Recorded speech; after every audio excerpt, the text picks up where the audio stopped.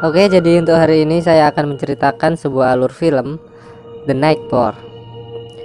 Film ini menceritakan tentang sebuah pasangan kekasih pengedar narkoba yang bersembunyi di salah satu kota kecil yang memiliki tetangga ternyata adalah seorang psikopat dan penculik.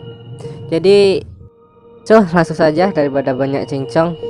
Pasti kalian penasaran, kita menuju ke filmnya. Tapi alangkah baiknya kalian menekan tombol like-nya terlebih dahulu.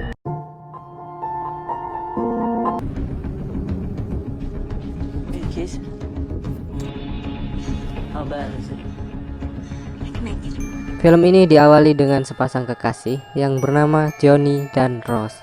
Terlihat mereka sedang mengobati perempuan parubaya yang terluka pada bagian perutnya. Lalu Johnny memberikan sebungkus narkoba dan pergi. Kemudian film pun dimulai.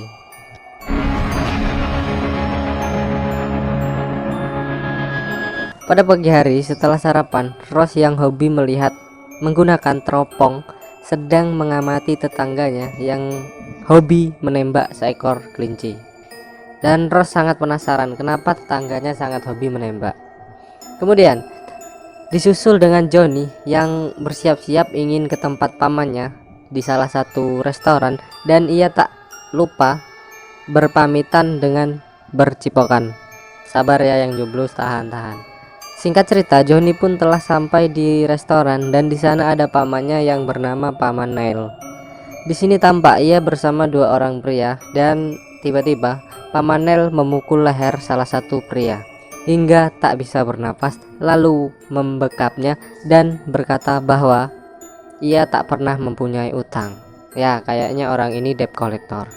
Kemudian setelah selesai menyiksa, lalu mereka pun bercakap-cakap, dan di sini kita akan diberitahukan bahwa Johnny adalah mantan tentara yang keluar atau dipecat. Gak tahu alasannya kenapa. Dan ia sekarang bekerja menjadi kurir narkoba untuk pamannya.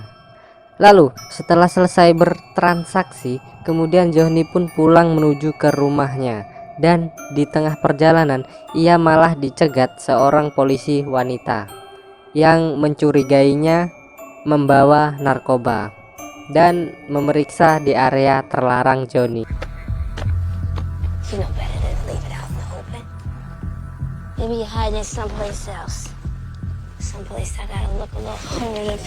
Ya, jadi di sini Johnny kan punya Johnny, terus Johnny-nya Johnny itu diremes sama Bu Polwan. Lanjut.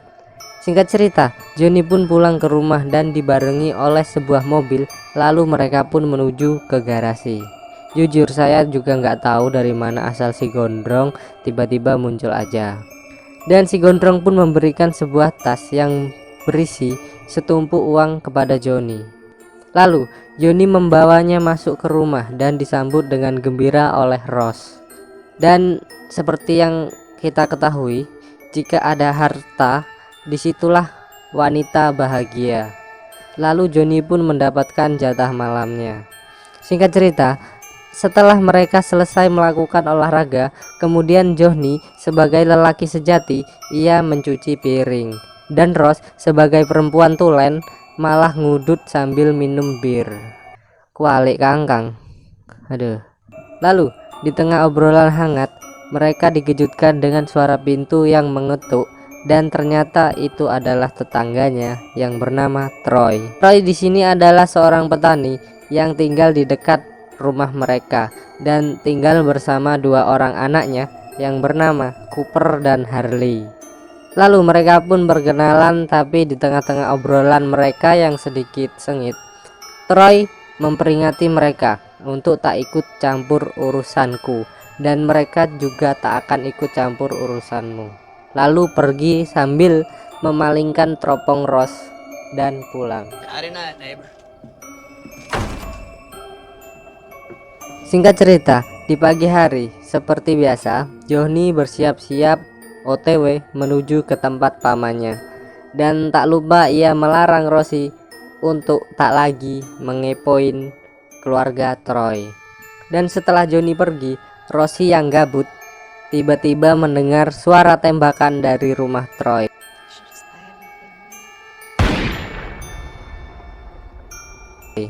Lalu ia dengan cepat mengambil teropong dan mengarahkannya ke rumah Troy.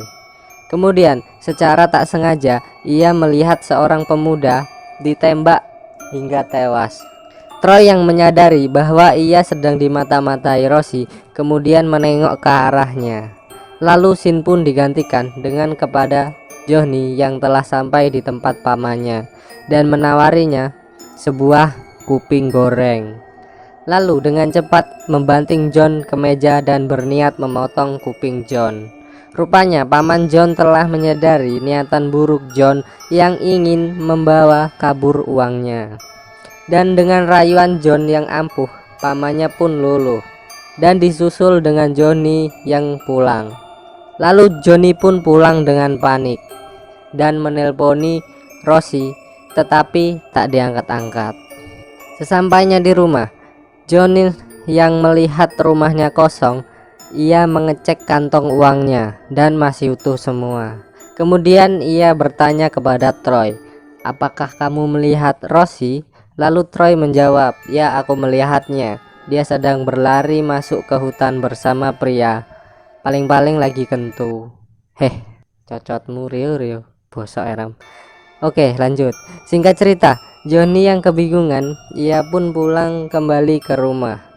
Kemudian ia menyadari bahwa teropong yang tadi pagi ia taruh di kamar telah berada di ruang tamu dan mengarah ke rumah Troy.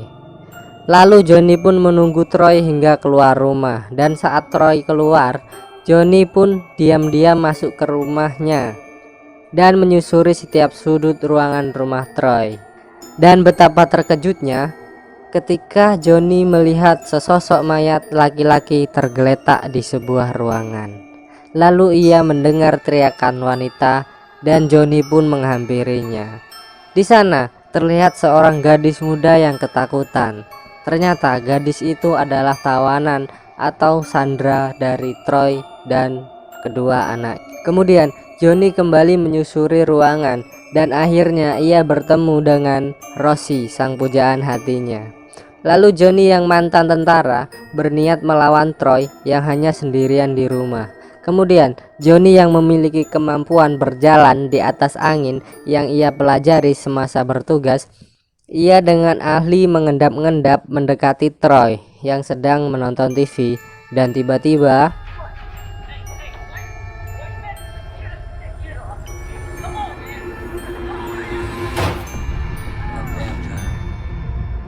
kedua anaknya pun pulang dan Johnny pun gagal membantai Troy.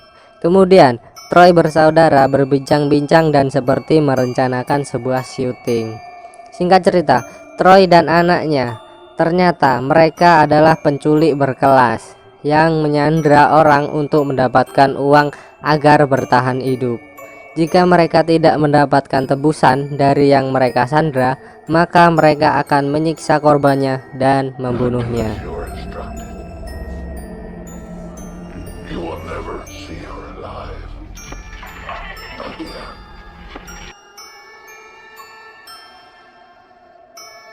Kemudian Johnny yang melihat proses syuting Troy, ia merasa ilmunya masih kurang untuk menghadapi tiga pria. Kemudian ia pamitan kepada Rosie dan akan kembali lagi sambil membawa senjata dan sebuah pemotong besi. Dan setelah Johnny kembali dengan membawa alat berat, ia lalu melihat mobil polisi datang menghampiri Troy dan anaknya yang sedang berniat mengubur mayat pemuda tadi.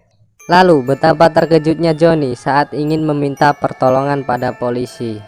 Ternyata polisi dan Troy bersaudara, mereka telah bersekongkol dengan polisi wanita yang kemarin memeriksa Johnny. Lalu Johnny yang mengendap-endap malah dikagetkan dengan Cooper yang tiba-tiba muncul dari belakang.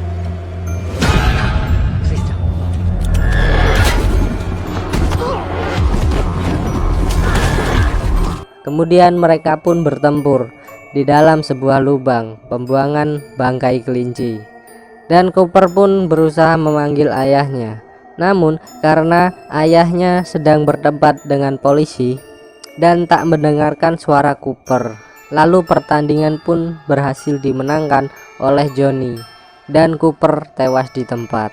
Singkat cerita, Johnny pun lalu masuk ke dalam ruangan bawah tanah dan menyelamatkan semua tawanan Troy yang berjumlah 2 orang, dengan keadaan satunya yang terluka.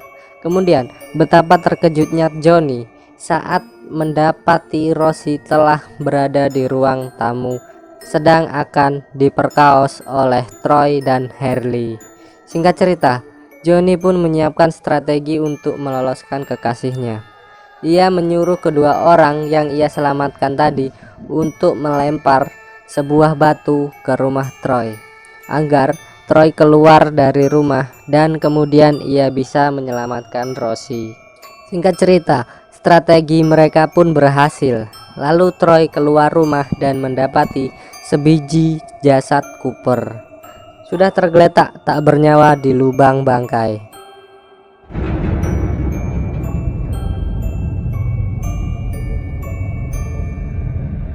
Troy pun marah dan ia memeriksa rumahnya. Kemudian ia melihat Johnny yang sedang berlari kabur bersama tawanan mereka. Lalu Troy menembakinya dan mengenai salah satu tawanan Troy. Kemudian mereka dikejutkan dengan paman Johnny yang tiba-tiba muncul dan sudah mengempesi mobil Johnny dan membawa senjata yang hendak berniat menembak si Johnny. Oke, di sini pasti banyak yang bingung. Jadi ceritanya, paman Johnny sedang memata-matai Johnny agar ia tak kabur dari pekerjaannya dan ingin membawa kabur uangnya. Tapi malah dia ketemu sama para penculik berkelas. Lanjut. Kemudian baku hantam pun tak terelakkan antara paman Johnny dan psikopat bersaudara, hingga ajudan paman Johnny pun tewas. Kemudian mereka pun kabur menggunakan mobil dan paman Johnny berhasil ditembak tepat di kepalanya. Lalu tiba-tiba muncullah polisi wanita yang membawa shotgun dan menembak mereka. Lalu boom, mobilnya meledak dan tiba-tiba gelap. Singkat cerita, mereka yang berhasil kabur kembali lagi ke dalam rumah itu, dan setelah mereka sadar, Johnny dibawa ke ruangan bersama polisi wanita dan berniat akan memotong Johnny-nya Johnny. Anjir, ini polwan dari awal mainannya titit mulu. Oke, lanjut. Kemudian Rosie bersama Harley lalu dihajar hingga sekarat oleh Harley, dan si gadis tawanan bersama Troy yang diborgol di sebuah kamar. Singkat cerita, Rosie yang telah dihajar mati-matian oleh Harley, ia pura-pura mati untuk menipu si Harley dan berhasil mencekiknya, lalu memborgol tangan Harley dan memukulinya menggunakan tripod kamera hingga mati. Dan di sebelah ruangan Johnny yang akan dipotong Johnny-nya oleh polisi, tiba-tiba Rosie masuk dan memukul polwan tersebut hingga mati. Lalu si gadis yang berusaha melepaskan dirinya dari borgol hingga melukai tangannya, namun usaha itu berhasil. Singkat cerita, mereka pun berkumpul dan Troy yang menyadari bahwa mereka telah lolos kemudian mengunci semua rumah dan melempar bom asap. Kemudian Johnny yang ilmu militernya sudah katam, ia dengan mudah melawan Troy lalu merebut senjatanya dan kemudian membunuhnya di tempat.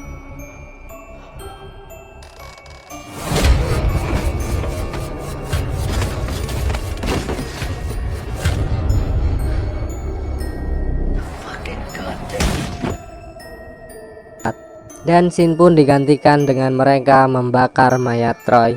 Lalu si gadis yang diselamatkan polisi, dan kemudian Johnny dan Rosie pergi ke pantai.